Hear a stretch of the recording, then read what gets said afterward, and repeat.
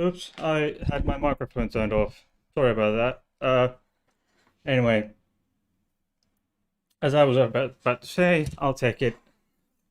Sorry, I will head over.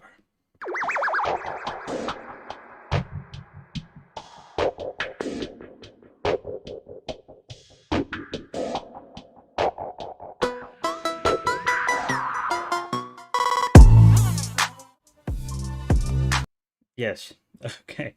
So this is what you get when you babble on without viewers. Actually, there's one viewer. It seems maybe I don't know. I'm not sure. That might be one viewer. Anyway, what do I have here? I have, of course, as you saw but didn't hear. Oops. My co-host, Stefan. Oh, he's a little hedgehog in his watering can. Okay, so here we have Bertil, the moving far farther.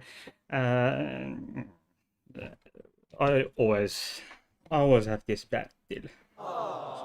You're so important. And then, of course, Stefan, you are both cute.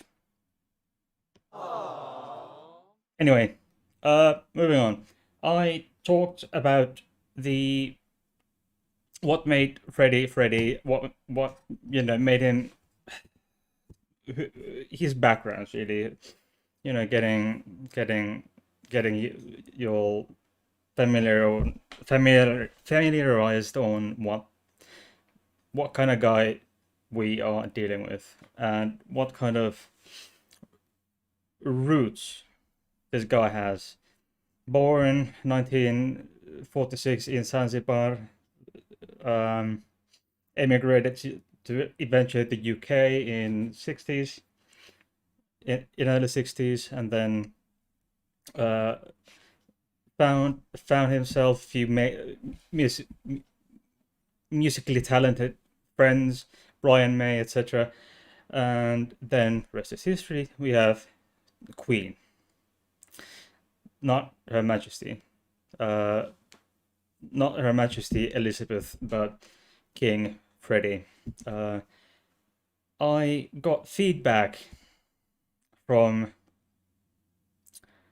from a viewer some time ago, uh, regarding the first episode or about Freddie.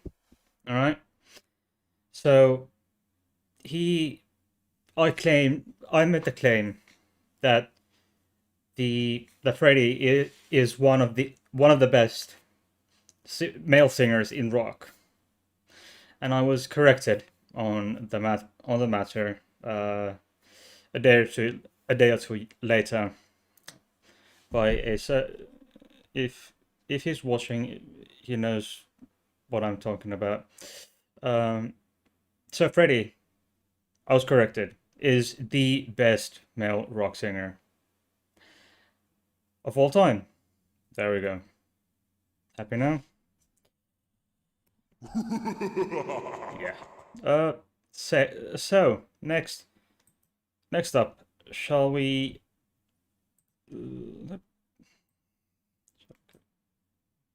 That way. Okay. So I hinted last time. I hinted towards there being much speculation regarding Freddie's sexuality or sexual orientation, whether or not he was bisexual or gay. Um, just by the way, please, it's been going on for 10 minutes. If there is an issue with the audio, please let me know so I won't torture anyone any further. Okay? So anyway, the he's as for his personal life, last time I mentioned his long-term partnership with Mary Austin, whom he called his common law wife. It which audio is fine, thank you. Okay.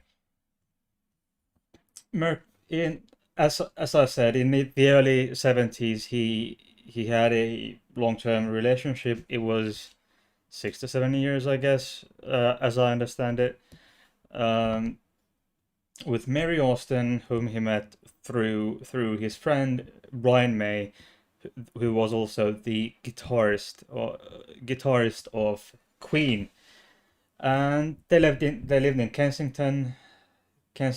They when they broke up, uh, Freddie was in the financial situation of being able to buy her another place in Kensington. Uh, yeah. Anyway, he had a number of relationships um, in the following years. Uh, in 85, he said, all my lovers asked me why they couldn't replace Mary, but it's simply impossible. Uh, Freddie, as I say, described her as a love of his life, common law wife, and such. Uh, but in mid when we get to they Mary Austin and Freddie broke up in 76 ish, and early 80s, early to mid 80s, he was at least reportedly being as involved with an Austrian actress, Barbara Valentin, and Freddie obviously denied this ever being true. Um, so back then, being publicly outed as gay was not a good thing at all. And Freddie, as I understand it, he never um, publicly came out as gay or bisexual. That would have settled it, and we wouldn't have this discussion right now, or we wouldn't have had the same discussion for decades, for 30 odd years, because I was born in the 80s, and it wouldn't have been going on for my entire life if he had come out or something of the nature. Now, Jim Hutton, a man who was present at at Freddie's bedside when he died, Irish-born hairdresser. He died in 2010. He tested HIV positive in 1990, and there is discussion on who gave the AIDS to whom. All right, there's no telling whether or not um, whether or not Freddie had AIDS, or at that point probably already AIDS, when he became involved with Jim Martin, or vice versa. So there's no way of telling which of the two had it which had it first. I would assume that we will never know. Jimmy died in 2010, and it's none of our business who gave it to whom. Uh, a viewer of mine came forward, saying that it would have been early 80s when Freddie actually got HIV, but which then came to develop into AIDS much later. And we also must remember that at this point in time, um, AIDS or being diagnosed HIV positive was a death sentence. At this point in time, we are talking about the 80s. It was a death sentence within a few years. Uh, it is said that Freddie would have been infected with a would have been infected as early as 1990. Excuse me, 1981. Sorry, in 1981, which I I'm a bit skeptical because as far as I can tell, uh, without medication, um, AIDS would have taken him. The HIV would have developed into AIDS, and the AIDS would have killed him way before way before 1991. So it's highly unlikely that any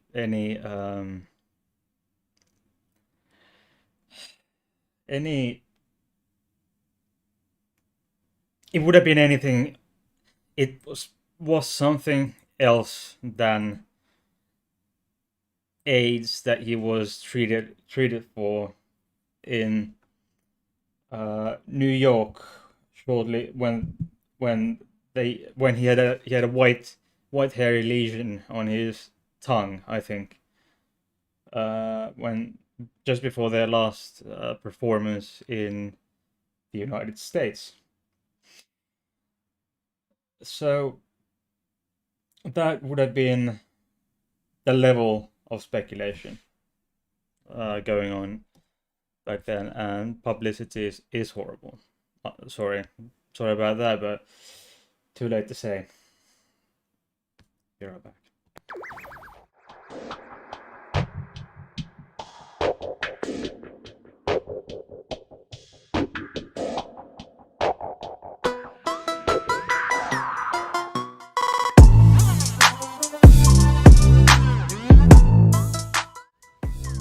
Yes, so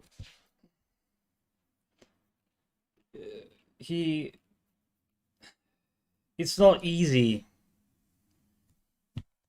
trying to put a label on someone posthumously, uh, because it's not, as I said, that there are so many people who said he, as I said, hello Flems, uh, he that he hid his sexual orientation for many years. Um, it was might not have been always the case because he or the whole truth. Anyway, Flems, how might you be doing? I hope you're doing absolutely fabulous this fine evening. However, I'm not sure if it's evening for you, but it's evening for me. It's 20 past 11 p.m. for me. How you doing? I hope you're doing fine. Okay. Uh, anyway, if you have your 2 cents on the subject, just please let me know. All right. Okay. We. You're fine. You are fine. Okay. Thank you. That is absolutely fabulous. Excellent. Anyway, I apologize. There's a bit of a delay here, even though I I'm attempting to reduce the delay or the lag, delay, whatever you want to call it. You know, right. Anyway, it's a Freddie's sexual orientation. Uh, whether or not it's even appropriate to put labels on someone posthumously, but in this case, I think it's worthwhile and appropriate. Uh, so I said, some say he hid it. Yes, uh, he never publicly addressed it, never publicly, but he was, and some say he was openly gay. Well, if you look all on, if you look the check out the videos, check out the pictures, the very few interviews he granted. He was quite a shy man, shy and private person.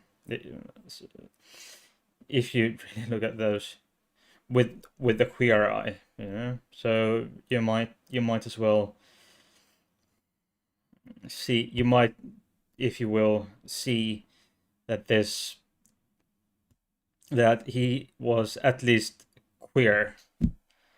Um, it just shines through. If you've seen even what even half a dozen gay people, you can see Freddie was gay from many traits. Um, he was asked by New Musical Express, a music magazine, uh, whether so how about being bent? That would imply being getting up to the ass.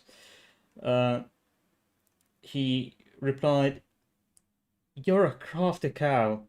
Let's put it this way. There were times when I was young and green. It's a thing schoolboys go through. I've had my share of schoolboy pranks. I'm not going to elaborate it any further. Take it how you will." So at this point, yes, it had been illegal. Being gay had been illegal up until 67, I think, in the UK. But still, he was cautious in his words. And there's a magazine called uh, Gay Times, like New York Times, etc., but Gay Times, saying he was scene queen, not not afraid to publicly express his gayness, but unwilling to analyze or justify his lifestyle. Yeah, get what I mean? Okay, I won't be showing any videos because I don't wanna any at least any official videos because I don't wanna get a copyright strike on my channel at any point in time. So all I'm gonna do is just show web page images and texts and websites and such, which aren't that as copyright copyright copyrighted as YouTube videos and such. There's after so there is something called Mercury Phoenix Trust, and that's something um, Freddie's inheritance went mostly to this Mercury Phoenix Trust, but I will get to that a bit later. Okay, so yeah, let's take it from here. Okay, so yeah, it all this scene queen came from his flamboyant uh, stage behavior and such, but even though he was flamboyant, there's no denying He was shy and withdrawing, hence he rarely gave any interviews. He never discussed his background when it comes to ethnic or religious background, for any matter, with journalists. And closest he really um, came to it was with a an article published in a book by Ian Chapman, and without going any further, I won't go any further than that. Okay. So anyway, he was comfort seeking. He had his first birthday after being diagnosed a few months after in Ibiza, Spain, etc. He knew at that point that he had HIV. It was the owner who described him as the most beautiful person I've ever met. Anyway, as I said, there were signs of that were interpreted as HIV or AIDS much earlier than the 1987 when he was officially, I understand it, officially diagnosed with HIV. That some speculate that he was exhibiting symptoms as early as 1982, and this is from a biographical book, and that he had a white lesion on his tongue. How the fuck should they know that it was a white lesion, and which was speculated to be, as I said, hairy leukoplegia, which is a sign of AIDS. But if he had AIDS, if he had the AIDS stage of HIV, he wouldn't have been in such a good condition for so many years, and died if he had showed signs of AIDS, I don't think he would. With the treatments available at that time, I highly doubt he would have been in such good condition for almost 10 years, or for so many years, and died 10 years later, or well 9 years later. But in 82, he would have already had AIDS. So I doubt this. And if we look pictures of him, of Freddie, physical observable signs that outsiders can see wouldn't start appearing until many years later. So people started even speculating that he even might have AIDS many years after he got his tongue checked in the US.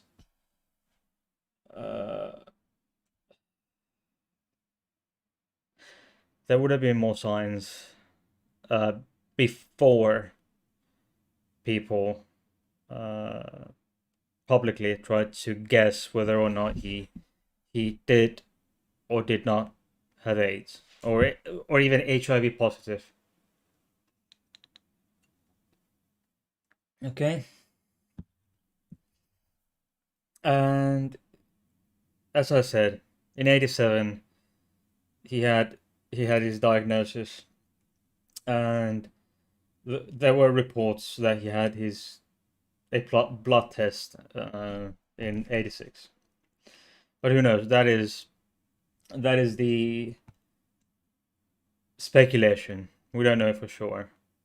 We will never know for sure.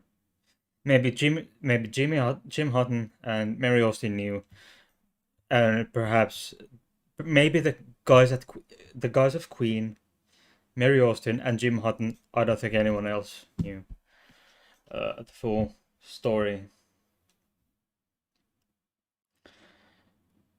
And then we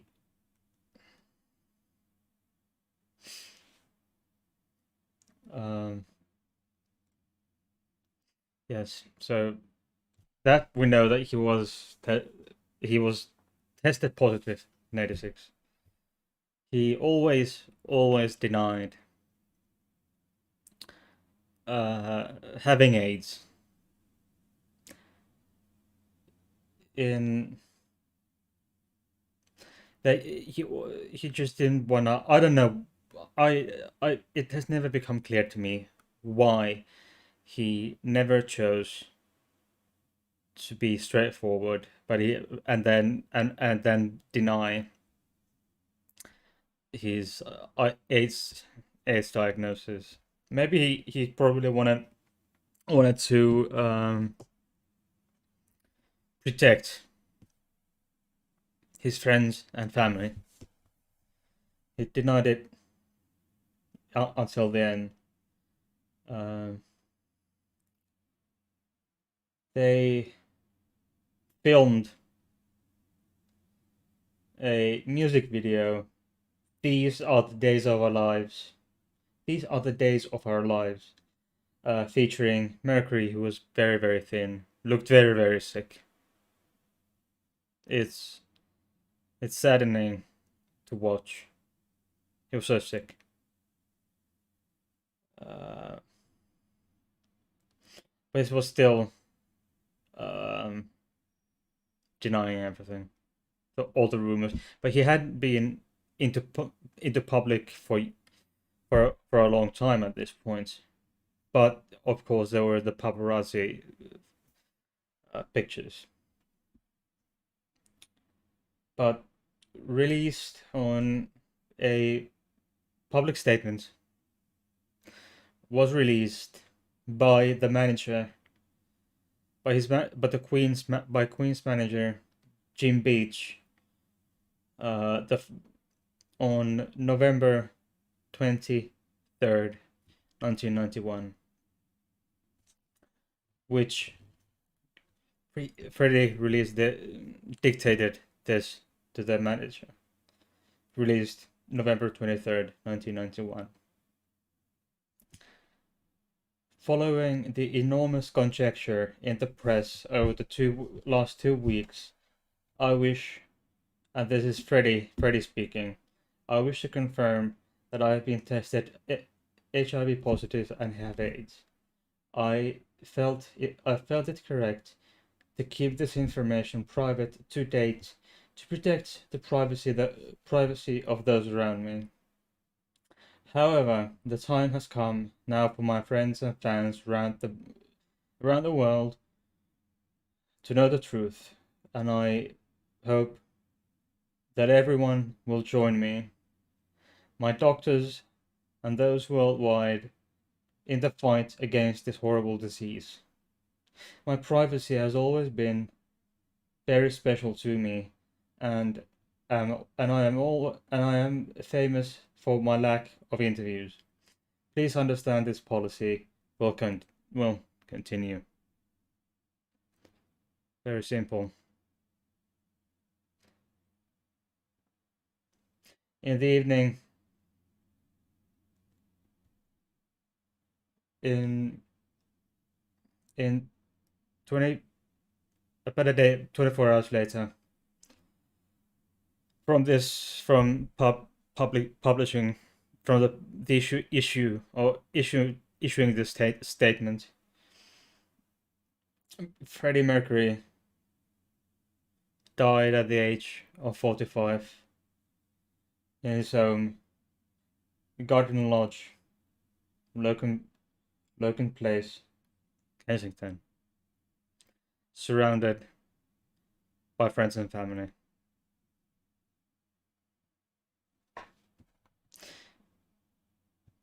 he those Jane Austen was there. Jim Hutton was there, and his close friends, Dave Clark, for example, was there. Jane Austen, Jim Hutton, and few one of the guys from Queen was on his way there when he got the beep or the information. Don't bother coming. He's gone. His funeral was conducted by a Zoroastrian priest, November 27th, 91. And yeah, the service was attended by friends and family, including Elton John and the other members of Queen. Um,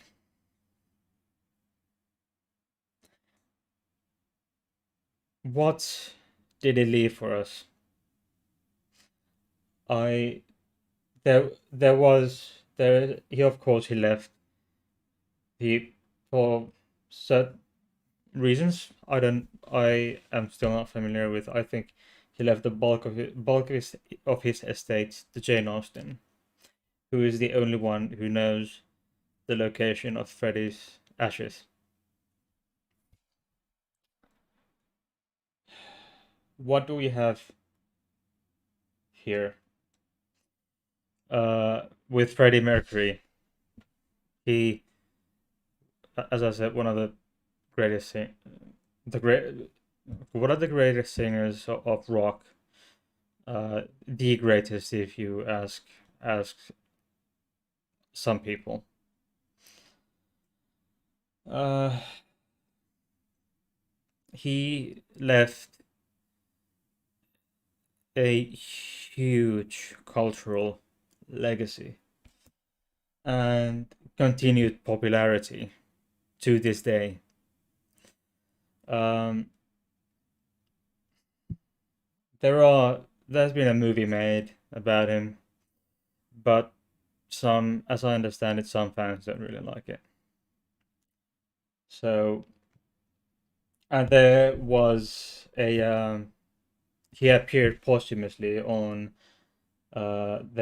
Queen's final studio album, Made in Heaven, which was as I understand it, postponed a bit in to honor his memory. And there's been musicals and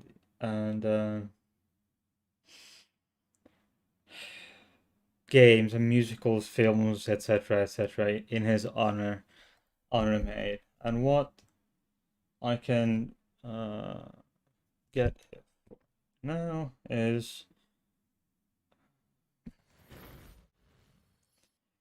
okay. Excuse me, ma'am. What is this? Oops. What the bloody hell just happened here? Okay. OMG.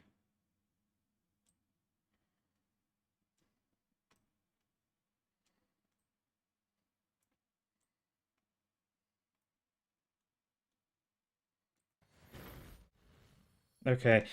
Sorry about that. I hadn't fixed certain things.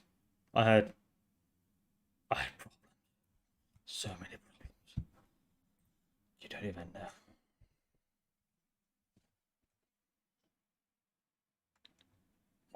Yeah, anyway. What is the Mercury Phoenix Trust? The Mercury Phoenix Trust was founded by Brian May, Roger Taylor, and their manager Jim Beach in memory of rock band Queen's iconic lead singer Freddie Mercury, who died in 1991 from AIDS. Over the last 21 years, the trust has given away $17 million in his name and funded over 1,000 projects in the battle against HIV/AIDS. We then yeah, just go to this site, this Mercury, oops, Mercury Phoenix Trust website, please. Please do. It'll be fun. You'll find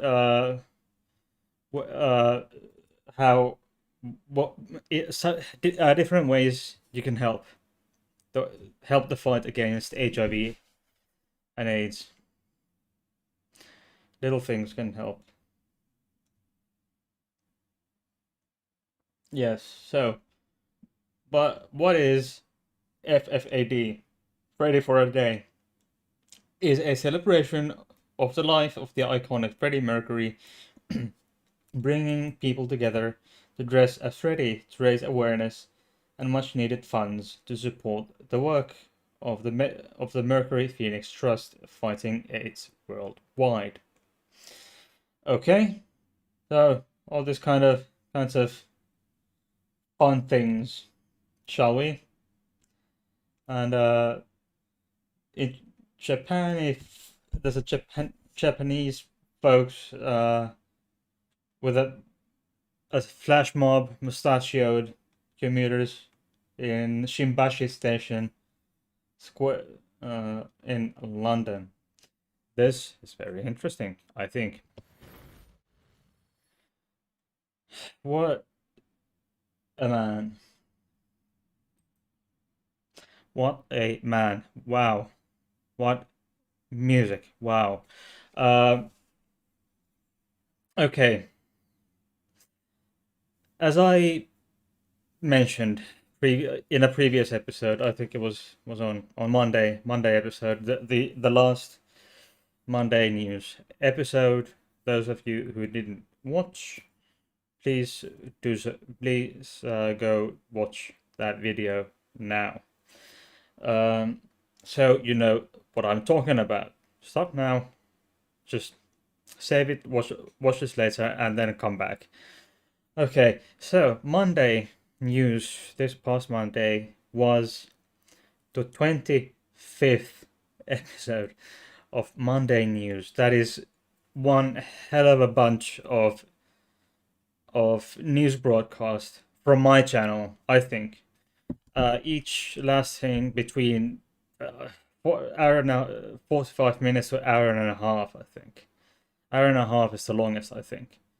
And then the shortest averaging at about 45 minutes to 45 minutes.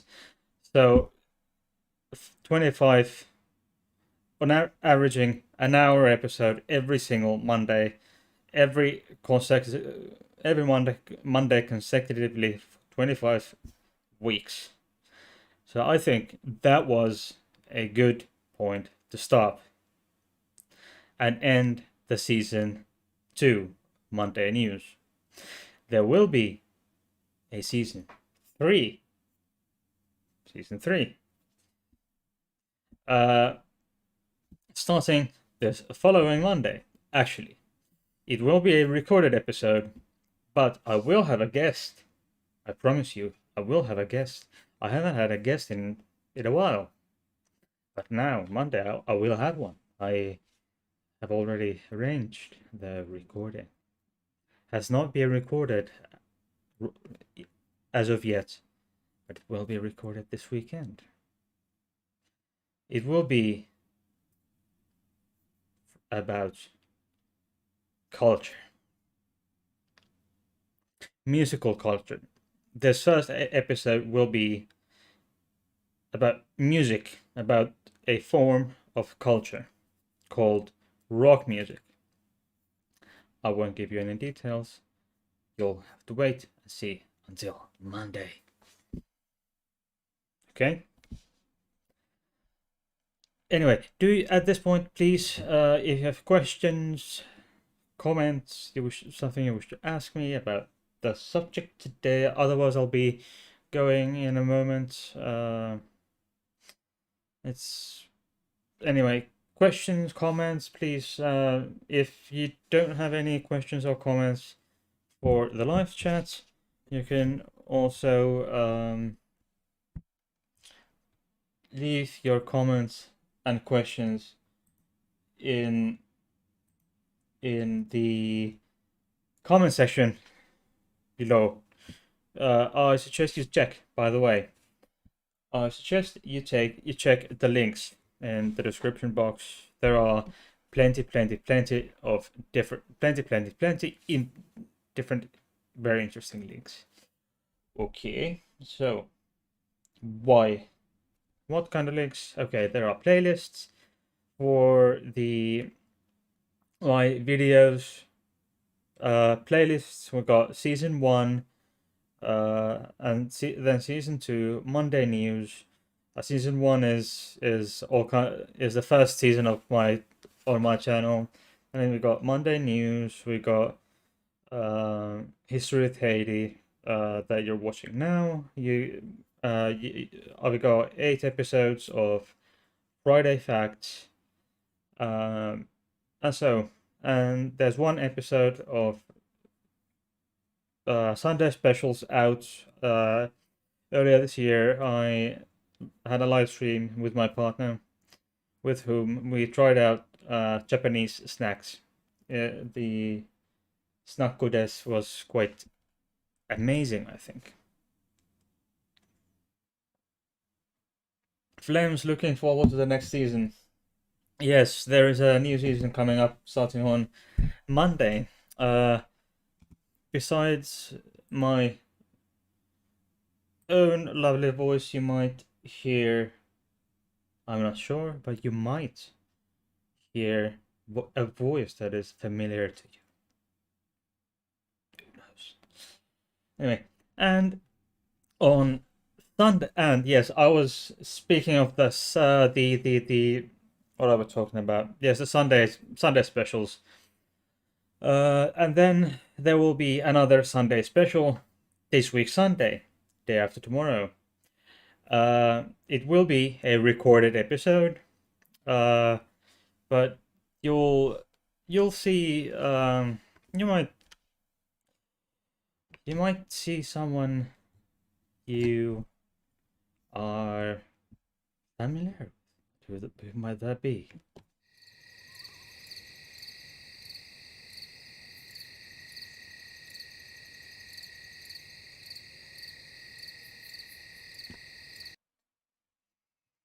Yes, there we go. It was really fun making that video. It's always fun making these things, but when you're having some special stuff going in those videos, it's always fun, even more fun. Okay, and there is my email address in the description box as well. Please send me email. You don't always you don't have if you don't want, don't comment, but please send me an email. It's boring if I never get email. When I'm a bit bigger YouTuber, I might get fan mail. Who knows? Fan mail and hate mail from people who don't like me. Anyway, send me, and I wish to reiterate my challenge. Those who disagree with me, with my views on conversion therapy, and transgender people competing in being allowed to compete in categories consistent with their gender identity. Please let me know of your existence and send me an email so we can we can then arrange a time. I've already made arrangements on with a third party channel to take us on to debate the issue. So far, it's been very.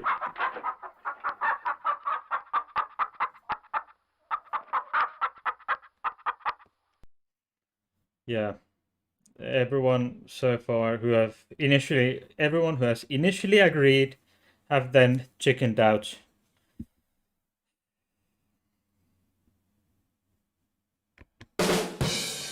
Anyway, I think it's time for me to go for tonight. I hope you liked this episode, and I will see you on Monday for a new episode of a new season 3. Before I go, I would like to remind you that please like and subscribe and dingle the bell. Instead of thumbs up, you can also put thumbs down. I don't care. Do either one. Thumbs up or thumbs down, but subscribe and like this channel and subscribe and like this video. Subscribe to my channel, okay? And say bye to my co-host Stefan. There we go.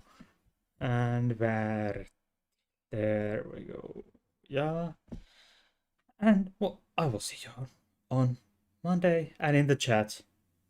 I will see. Okay, yes, I see you. I will see you in the live chat of the premiere on Sunday, and then the new video will go out as premiere on Monday. So I'll see you on Sunday and Monday in the chat. Bye.